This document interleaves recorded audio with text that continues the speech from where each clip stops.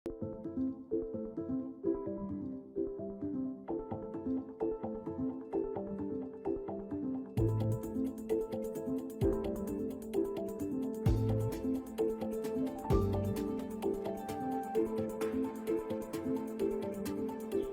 Francis जो है वो एक एक डाउन टू अर्थ पोप था।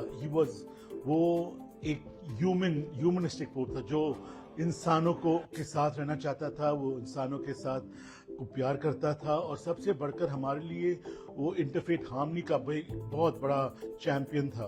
उसने जो कायरो के जो बहुत बड़ा मस्जिद है उसके इमाम के साथ दुबई में मीटिंग की और उन्होंने एक डॉक्यूमेंट साइन किया जहां वो मिलके हम सब जितने भी मज़ाहिब है वो हम सब मिलकर इंसानों की तरह रहेंगे, एक दूसरे को प्यार, एक दूसरे की मोहब्बत करेंगे।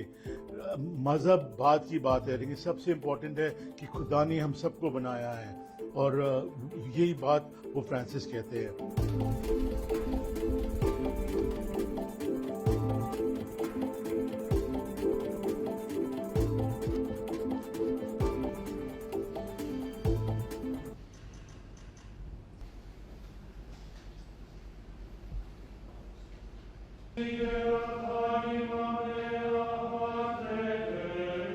Chiamo il corpo del nostro Papa Francesco